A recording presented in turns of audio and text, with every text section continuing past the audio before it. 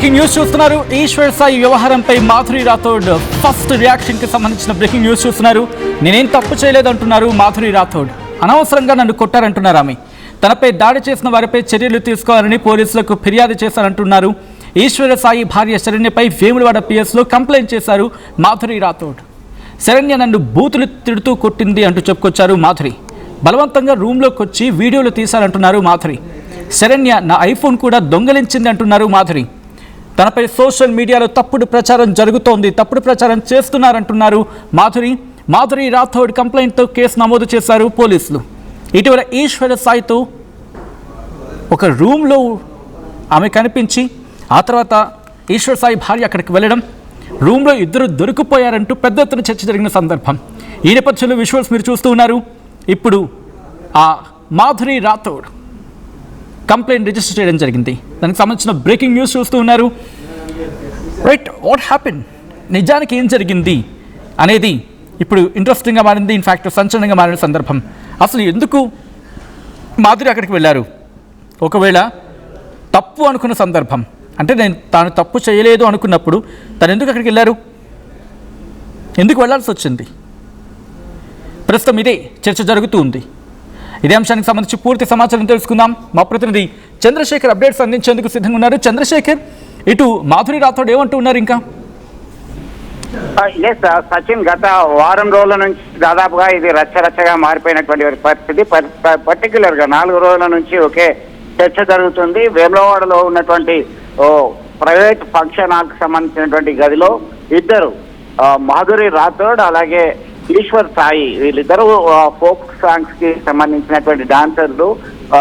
కొన్ని పాటల్లో వీళ్ళిద్దరు కలిసి నటించడం జరిగింది, డాన్స్ చేయడం జరిగింది. దీంతో వైరల్ గా మారినటువంటి పరిస్థితి మనం గమనించవచ్చు. ఇదే క్రమంలో ఎవరైతే ఇద్దరికి పరిచయమైనటువంటి ఒక వ్యక్తి, ఆ ఇద్దరు ఒకే గదిలో ఉన్నారు, ఇట్లా కలిసి ఉన్నారు అనేటువంటి కోణంలో చెప్పినటువంటి పరిస్థితిలో శరణ్య, ఎవరైతే ఈశ్వర్ సాయి యొక్క భార్య శరణ్య, ఆ గదిలోకి కొంతమందితో వెళ్ళి ఆ వీడియోలు తీయడం జరిగింది. దాంతో దేహశుద్ధి సైతం చేయడం జరిగింది. ఇది పరిస్థితి, నీకు ఒక కుమారుడు ఉన్నాడు, ఆ కుమారుని యొక్క పరిస్థితి అర్థం చేసుకోవా అనేటువంటి తీవ్రంగా దూషిస్తూ తీసుకురావడం జరిగింది.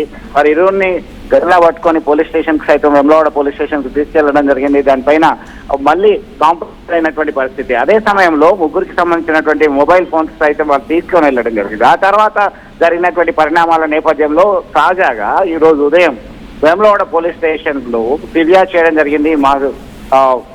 దీంతో నా పరువు పోయేలా శరణ్య ప్రవర్తించింది, ఇతర ఛానల్స్ ఇతర మీడియాలో సైతం కథనాలు వచ్చాయి, చర్యలు తీసుకోవాల్సిందే అనేటువంటి కోణంలో కంప్లైంట్ ఇవ్వడం జరిగింది. దీనిపైన ఫోక్ సింగర్స్ ఒకటే చెప్పడం జరిగింది, మీడియా సమావేశాలు ఏర్పాటు చేయడం జరిగింది. శేఖర్ సాయి, ఎవరైతే దాదాపు 3 పాటలకి డాన్స్ కంపోజ్ చేసి కొరియోగ్రాఫర్ గా ఉన్నటువంటి వ్యక్తి ఉన్నారో ఆయన, అలాగే తానులిది తెలంగాణ జానపద గేయాలకి, ఫోక్ సాంగ్స్ కి ప్రత్యేకత ఉంది, దాదాపు ప్రాచుర్యంలోకి వచ్చింది. దీనిలో భాగంగా సినిమా ఛాన్సెస్ కూడా వచ్చాయి.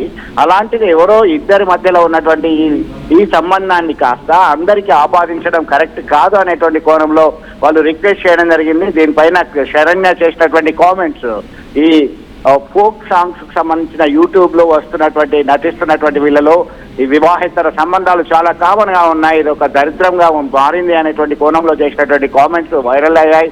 దీనిపైన వారు వెంటనే స్పందించడం జరిగింది. సచిన్, దీనిపైన పెద్ద ఎత్తున అయితే చర్చ జరుగుతున్నటువంటి పరిస్థితి గమనించవచ్చు.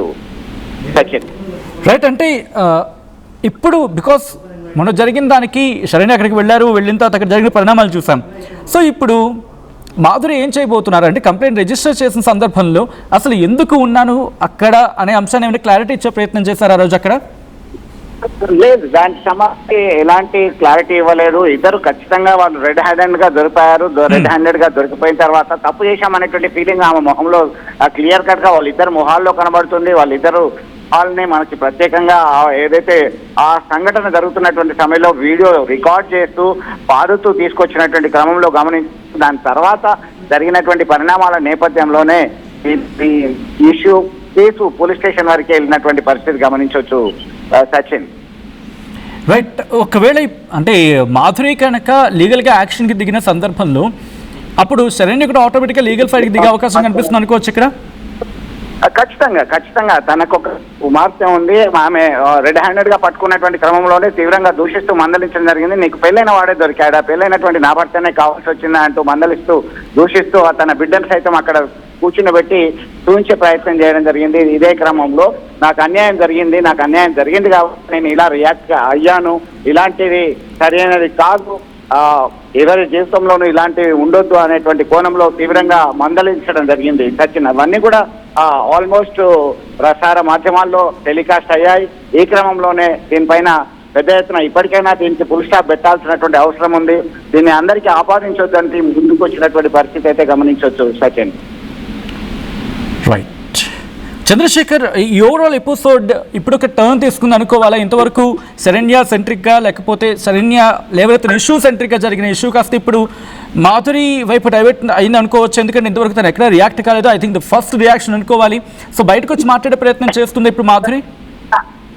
ఇప్పటి వరకు ఇంకా ఓపెన్ కాలేదు. ఓపెన్ అయిన తర్వాత మాత్రమే తెలిసే అవకాశం ఉంది. త్వరలోనే ఓపెన్ అయితే అన్ని విషయాలు చెప్తాననేటువంటి కోణంలో మాధురి రాథోడ్ చెప్తున్నట్టుగా మనకు సమాచారం అందుతుంది. బహుశా 1-2 days లో ఆమె పూర్తి క్లారిటీ ఇచ్చేటువంటి అవకాశాలు అయితే కనబడుతున్నాయి సచిన్ ఈ ఇష్యూకి సంబంధించి.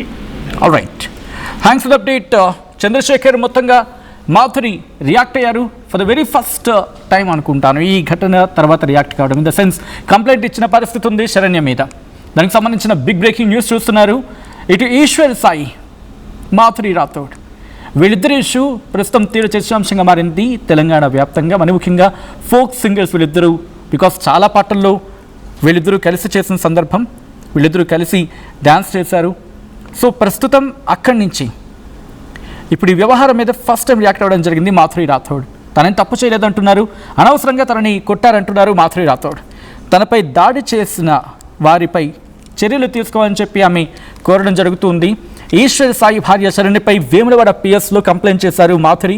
శరణ్య తనని బూతులు తిడుతూ కొట్టిందంటున్నారు మాధురి. బలవంతంగా రూమ్లోకి వచ్చి వీడియోలు తీశారంటున్నారు మాధురి. శరణ్య తన ఐఫోన్ కూడా దొంగిలించిందని చెప్పుకొచ్చారు మాధురి. తనపై సోషల్ మీడియాలో తప్పుడు ప్రచారం జరుగుతోందని చెప్పుకొచ్చారు మాధురి. మాధురి రాథోడ్ కంప్లైంట్తో కేసు నమోదు చేశారు పోలీసులు.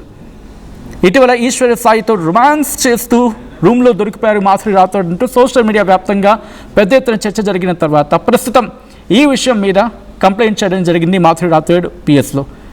సో ఈ ఘటనకు సంబంధించి మీ అభిప్రాయం ఏంటి? ఇందులో తప్పు ఎవరిది అనేది మీ దృష్టిలో ఎవరనుకుంటున్నారు, ఏమనుకుంటున్నారు? కమెంట్ చేసే ప్రయత్నం చేయండి.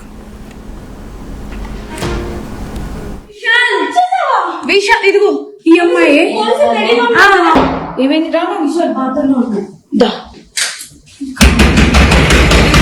వాట్ వి వాంట్ అది ఇది నీ కోసమే మేము వచ్చాం యాక్చువల్లీ. పెళ్ళిలో దొరకడా ఇంక ఎవరు దొరకలా నీకు? బిడ్డ మీద ప్రేమ లేదా?